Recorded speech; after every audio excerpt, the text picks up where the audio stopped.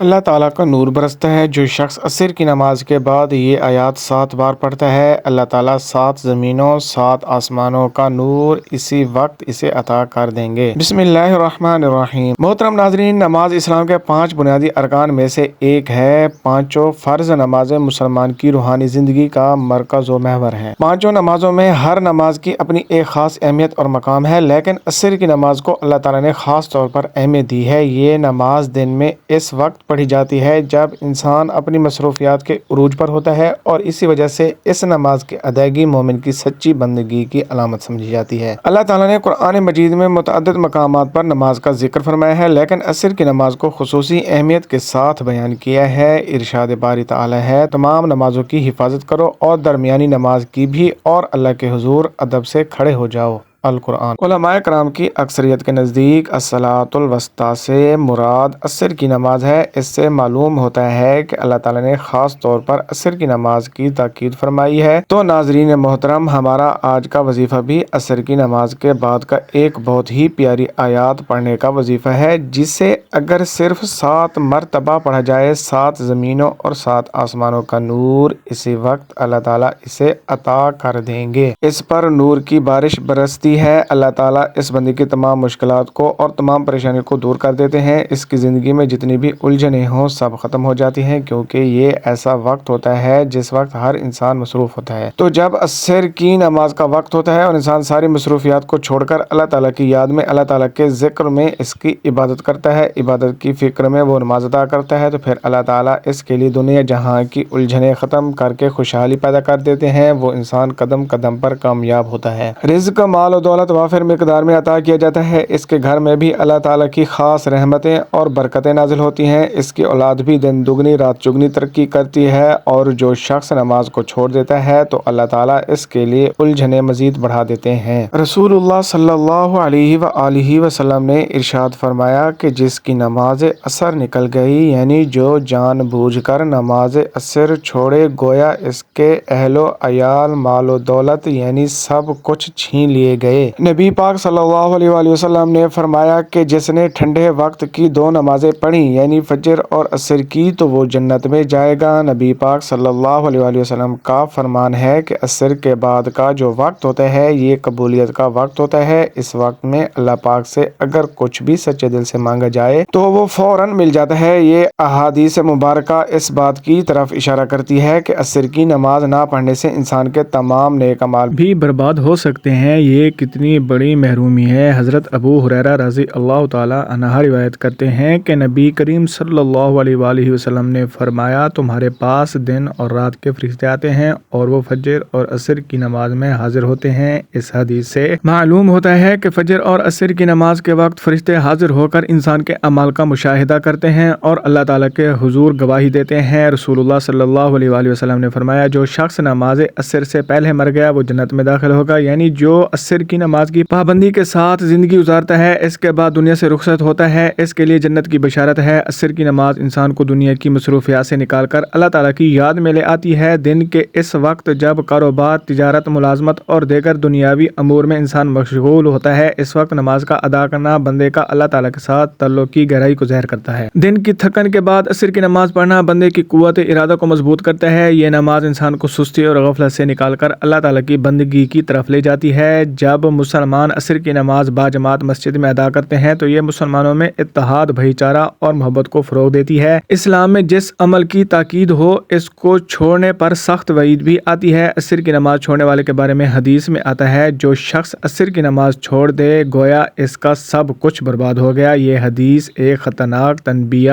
ہے کہ عصر کی نماز نہ پڑھنے سے انسان دنیا و آخرت دونوں میں نقصان اٹھا سکتا ہے۔ آج کے دور میں جب دنیاوی مصروفیات، کاروباری دباؤ اور سوشل میڈیا انسان کو غفلت میں مبتلا کر چکے ہیں، ایسے میں عصر کی نماز ایک نعمت سے کم نہیں۔ یہ نماز ہمیں یاد دلاتی ہے کہ دنیا کی دوڑ میں اللہ تعالیٰ کی یاد کو نہ بھولیں۔ یہ نماز ہماری روح کو سکون، دل کو طمانینت اور زندگی کو برکت عطا کرتی ہے۔ محترم ناظرین، اگر آپ چاہتے ہیں کہ آپ کے گھر میں اللہ تعالیٰ کی رحمتیں اور برکتیں آئیں، آپ کے گھر میں اللہ تعالیٰ کا نور برسے، آپ کے گھر میں فرشتے آئیں، تو آپ نماز عصر کے بعد 7 بار یہ آیات لازمی پڑھیں۔ حضرت عبداللہ بن عباس رضی اللہ تعالیٰ عنہ سے روایت ہے کہ رسول اللہ صلی اللہ علیہ وآلہ وسلم نے فرمایا، تم میں سے جو شخص پوری رات عبادت کرنے کی مشقت سے عاجز ہے، دولت خرچ کرنے میں بخیل ہے اور دشمن کے ساتھ جہاد کرنے میں بزدل ہے، تو اسے زیادہ سے زیادہ اللہ تعالیٰ کا ذکر کرنا چاہیے۔ حضرت ابو درداء رضی اللہ تعالیٰ عنہ سے روایت ہے کہ حضور نبی کریم صلی اللہ علیہ وآلہ وسلم نے فرمایا کہ میں تمہیں تمہارے اعمال میں سب سے اچھا عمل نہ بتاؤں جو تمہارے اللہ کے ہاں بہتر اور پاکیزہ ہے، تمہارے درجات میں سب سے بلند ہے، تمہارے سونے اور چاندی کے خیرات سے بھی زیادہ افضل ہے اور تمہارے دشمن کا سامنا کرنے یعنی جہاد سے بھی بہتر ہو۔ تو صحابہ کرام رضوان اللہ علیہم اجمعین نے عرض کیا کیوں نہیں؟ تو آپ صلی اللہ علیہ وآلہ وسلم نے فرمایا وہ عمل اللہ تعالیٰ کا ذکر ہے۔ ذکر سے مراد اللہ تعالیٰ کو یاد کرنا ہے اور یہ عبادت دین اسلام میں ایک عبادت ہے۔ ذکر اللہ اسماء الہی کی تکرار، آیات قرآنی یا کتب و حدیث میں مذکور دعاؤں کا بآواز بلند یا آہستہ پڑھنے کو کہا جاتا ہے۔ معمولہ ذکر انفرادی طور پر کی جانے والی عبادت ہے۔ قرآن مجید میں آتا ہے، اے ایمان والو اللہ تعالیٰ کا ذکر بہت زیادہ کیا کرو اور صبح و شام اس کی تسبیح کیا کرو۔ اس کے علاوہ بھی بہت سی آیات میں ذکر کا حکم آیا ہے۔ ناظرین محترم، اسی طرح قرآن کریم اللہ تعالیٰ کا کلام ہے جو ہدایت، رحمت، شفا اور نور ہے۔ قرآن پاک کی ہر آیات اپنے اندر ایک خاص تاثیر و روحانیت اور مقصد رکھتی ہے، لیکن بعض آیات کو اللہ تعالیٰ نے دیگر کے مقابلے میں خاص فضیلت اور مقام عطا فرمایا ہے۔ انہی میں سے ایک سب سے عظیم آیات آیت الکرسی ہے جو سورہ البقرہ کی آیات نمبر 255 ہے۔ آیت الکرسی کی فضیلت کے بارے میں رسول اللہ صلی اللہ علیہ وآلہ وسلم نے فرمایا، ایک صحابی سے فرمایا گیا کہ تم جانتے ہو کہ قرآن مجید میں سب سے عظیم آیت کون سی ہے؟ اس صحابی نے عرض کیا، اللہ اور ان کے رسول صلی اللہ علیہ وسلم بہتر جانتے ہیں۔ آپ نے فرمایا آیت الکرسی، پھر فرمایا یہ آیت عرش الہی کے نیچے سے نازل ہوئی ہے۔ حضرت ابو ہریرہ رضی اللہ تعالیٰ عنہ کی مشہور حدیث ہے کہ شیطان ایک مرتبہ ان کے پاس آیا اور چوری کرنے لگا تو انہوں نے اسے پکڑ لیا۔ شیطان نے کہا، اگر تم مجھے چھوڑ دو تو میں تمہیں ایک آیات سکھاتا ہوں جسے پڑھنے سے تم محفوظ رہو گے۔ وہ آیات آیت الکرسی ہے۔ جب حضرت ابو ہریرہ رضی اللہ تعالیٰ عنہ نے رسول اللہ صلی اللہ علیہ وآلہ وسلم سے اس کا ذکر کیا تو آپ صلی اللہ علیہ وآلہ وسلم نے فرمایا، تم سے سچ کہا حالانکہ وہ جھوٹا ہے۔ رسول اللہ صلی اللہ علیہ وآلہ وسلم نے فرمایا، جو شخص ہر فرض نماز کے بعد آیت الکرسی پڑھے گا اس کے جنت میں داخل ہونے سے صرف موت رکاوٹ ہے۔ آیت الکرسی نہ صرف قرآن مجید کی سب سے عظیم آیت ہے بلکہ اس کے اندر روحانی اور باطنی طاقت بھی چھپی ہوئی ہے جو شیطانی اثرات، جادو، نظر بد، وسوسوں اور خوف کے خلاف ڈھال کا کام کرتی ہے۔ وقت کی نزاکت کو مد نظر رکھتے ہوئے آئیے ناظرین آج کے اس ببرکت وظیفے کی طرف چلتے ہیں اور جان لیتے ہیں کہ آپ نے یہ آیات نماز عصر کے بعد کس طرح پڑھنی ہے۔ جب آپ نماز عصر ادا کر لیں تو نماز عصر ادا کرنے کے بعد اسی جگہ بیٹھے بیٹھے آپ نے سب سے پہلے نبی کریم صلی اللہ علیہ وآلہ وسلم کی ذات اقدس پر 3 بار درود پاک کا نذرانہ پیش کرنا ہے۔ درود پاک آپ کوئی سا بھی پڑھ سکتے ہیں، آپ مختصر اور آسان سا درود پاک صلی اللہ علیہ وآلہ وسلم پڑھ لیں، آپ صلی اللہ علی محمد پڑھ لیں یا آپ نماز والا درود ابراہیمی پڑھ لیں تو سب سے بہتر ہے، کیونکہ درود ابراہیمی کی فضیلت سب سے زیادہ ہے۔ درود ابراہیمی ایک بار میرے ساتھ بھی پڑھیے گا تاکہ ثواب ہو۔ اللہم صلی علی محمد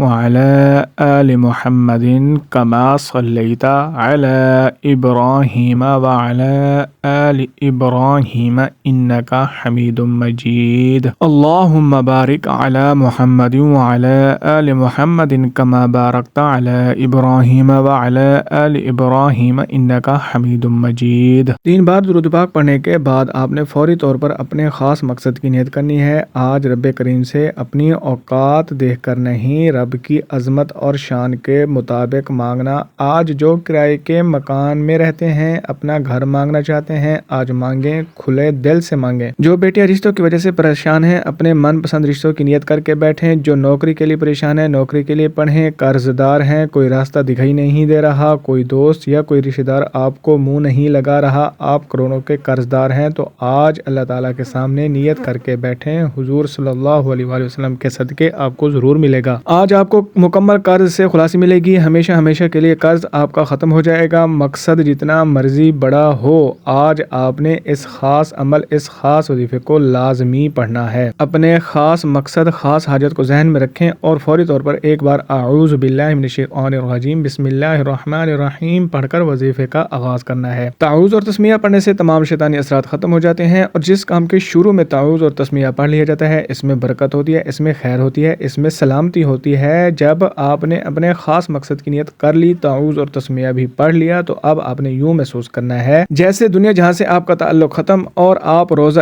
رسول صلی اللہ علیہ وآلہ وسلم کی جالیوں کے قریب بیٹھ کر یہ وظیفہ پڑھ رہے ہیں۔ اور سب سے پہلے نمبر پر جو وظیفہ آپ نے پڑھنا ہے وہ وظیفہ اللہ رب العزت کا ایک ذاتی نام ہے، اور یہ ایک اللہ تعالیٰ کا صفاتی نام ہے۔ یہ بہت ہی بابرکت نام ہے، بہت ہی خاص نام ہے۔ آپ نے یا اللہ یا رحمان کو پڑھنا ہے۔ یا رحمان اللہ تعالیٰ کی صفت ہے، یہ اللہ تعالیٰ کی رحمانی صفت ہے۔ اللہ والوں کا کہنا ہے کہ یا رحمان جو اللہ تعالیٰ کی صفت ہے، یہ ایسی صفت ہے کہ جب کوئی بندہ یا رحمان سے اللہ تعالیٰ کو پکارتا ہے، اللہ تعالیٰ کی رحمان والی صفت کا ذکر کرتا ہے، تو اللہ تعالیٰ فرشتوں سے پوچھتے ہیں کہ یہ کون ہے جو یا رحمان کو پڑھ رہا ہے، یا رحمان سے مجھے پکار رہا ہے۔ فرشتے آپ کا نام پیش کرتے ہیں، اللہ تعالیٰ کہتے ہیں فرشتوں میں اس بندے سے راضی ہوں۔ اللہ تعالیٰ فرشتوں کو حکم دیتے ہیں کہ جاؤ اس بندے کی ہر حاجت کو پورا کر دو، پھر بگڑے کام سنور جاتے ہیں، رکاوٹیں ہٹ جاتی ہیں۔ اللہ تعالیٰ ایسا رحم فرماتے ہیں کہ دنیا آپ کی کامیابی کو دیکھتی ہے۔ اگر آپ اللہ تعالیٰ کو راضی کرنا چاہتے ہیں، اللہ تعالیٰ سے اپنی ہر حاجات کو پورا کروانا چاہتے ہیں، تو ان وظیفوں سے فائدہ اٹھاؤ، انشاءاللہ تمام دعائیں قبول ہوں گی۔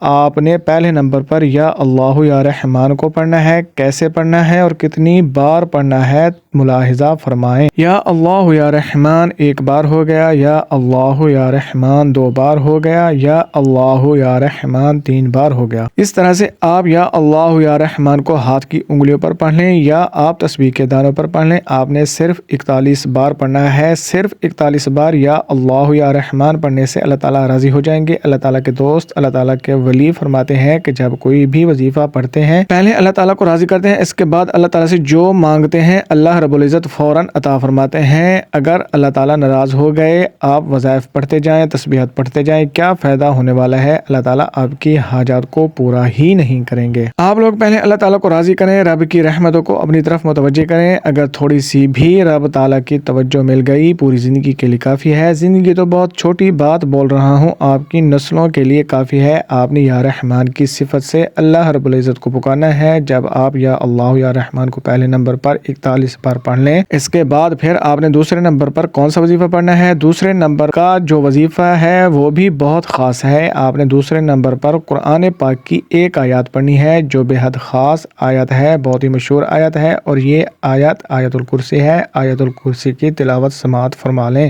بسم اللہ الرحمن الرحیم۔ اللہ لا الہ الا هو الحی القیوم لا تأخذه سنة ولا نوم له ما في السماوات وما في الأرض من ذا الذي يشفع عنده إلا بإذنه يعلم ما بين أيديهم وما خلفهم ولا يحيطون بشيء من علمه إلا بما شاء وسع كرسيه السماوات والأرض ولا يؤوده حفظهما وهو العلي العظيم۔ یہ آیات اللہ تعالیٰ کی ذات، اس کی صفات، اس کی قدرت اور علم کے بارے میں ہے۔ اس میں بتایا گیا ہے کہ اللہ تعالیٰ کے سوا کوئی معبود نہیں، وہ زندہ اور قائم رکھنے والے ہیں، انہیں نیند یا اونگ نہیں آتی۔ آسمانوں اور زمینوں میں جو کچھ ہے سب ان کی ملکیت ہے، کوئی بھی اس کی اجازت کے بغیر سفارش نہیں کر سکتا۔ اس کا علم ہر چیز پر محیط ہے۔ اس کی کرسی یعنی اختیار و سلطنت آسمانوں اور زمینوں پر چھایا ہوا ہے۔ ان کی حفاظت اللہ تعالیٰ کے لیے کوئی مشکل کام نہیں ہے، وہ سب سے بلند و بالا اور عظیم ہے۔ ناظرین، آیت الکرسی 7 مرتبہ پڑھنے کے بعد آج کا تیسرا اور آخری وظیفہ، جس کے بغیر یہ وظیفہ نامکمل ہے، یہ اس عمل کی ریڑھ کی ہڈی ہے، یہ زندگی میں کامیاب ہونے کا راز ہے جو ہر کوئی نہیں بتاتا۔ اب آپ نے ایک قرآنی آیات پڑھنی ہے، وہ قرآنی آیات لا الہ الا انت سبحانک انی کنت من الظالمین ہے۔ اللہ والے فرماتے ہیں کہ اس قرآنی آیات کو پڑھتے دوران آپ مانگ مانگ کر تھک جائیں گے، لیکن اللہ تعالیٰ کے خزانوں میں کمی نہیں آئے گی۔ اللہ والے بھی اس قرآنی آیات مبارکہ کو اپنے مشکل وقت میں پڑھتے تھے، جب آپ کو لگے کہ تمام راستے بند ہو چکے ہیں، رکاوٹیں بندشیں ہیں اور ہر کام ہاتھوں سے نکل رہا ہے، بے چینی ہے، بے سکونی ہے، کام میں دل نہیں لگ رہا، ہر قدم پر کسی نہ کسی مشکل کا سامنا ہے، تو ایسے حالات میں آپ نے لا الہ الا انت سبحانک انی کنت من الظالمین کو پڑھ کر دیکھیں۔ اس آیات مبارکہ کو آپ نے کیسے پڑھنا ہے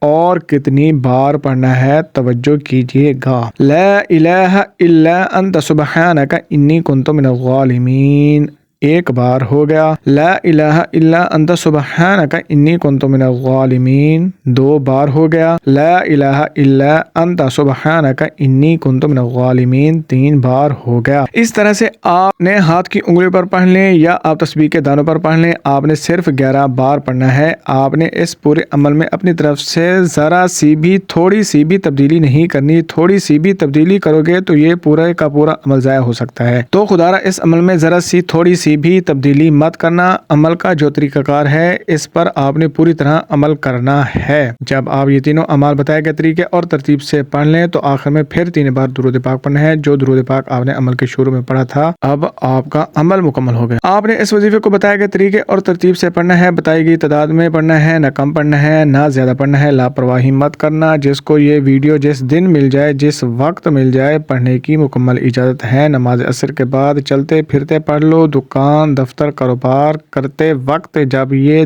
ویڈیو آپ کو مل جائے آپ نے یہ وظیفہ لازمی کرنا ہے۔ خدا را اس موقع کو ضائع مت کرنا، یہ قبولیت کا وقت ہوتا ہے، اس وقت میں مانگی گئی ہر دعا قبول ہوتی ہے۔ یہ وظیفہ پڑھنے کے بعد دونوں ہاتھ اٹھا کر اپنے گناہوں کی سچی توبہ کریں۔ بعض اوقات انسان کے اپنے گناہوں کی پکڑ کی وجہ سے دعائیں اور وظیفوں کا اثر نہیں ہوتا۔ آپ نے اپنے صغیرہ اور کبیرہ گناہوں کی سچی توبہ کر کے رب تعالیٰ کو راضی کرنا ہے، پھر دونوں ہاتھ اٹھا کر رب سے ضد کر کے مانگتے چلے جائیں، ہو سکے تو سجدے کی حالت میں چلے جائیں، کیونکہ سجدے کی حالت میں انسان اپنے رب کے قریب ترین ہوتا ہے۔ آج جو مانگ سکتے ہو مانگ لو، مصلی پر سر اٹھانے سے پہلے پہلے ہر حاجات پوری ہو جائے گی انشاءاللہ اللہ تعالیٰ کے فضل و کرم سے۔ فرشتے غیب سے رزق و دولت کے خزانے لے کر آ جائیں گے، کامیابیاں قدموں میں آ جائیں گی انشاءاللہ۔ دعا ہے کہ رب کریم میرا سنانا اور آپ کا سننا اپنی پاک بارگاہ الہی میں قبول و منظور عطا فرمائے، آمین۔ اپنے رزق میں برکت، وسعت اور کشادگی کے لیے اللہ تعالیٰ کے 99 ناموں میں سے کوئی ایک نام کمنٹ میں ضرور لکھیں۔ اللہ تعالیٰ ہم سب کے حامی ناصر ہوں، آمین۔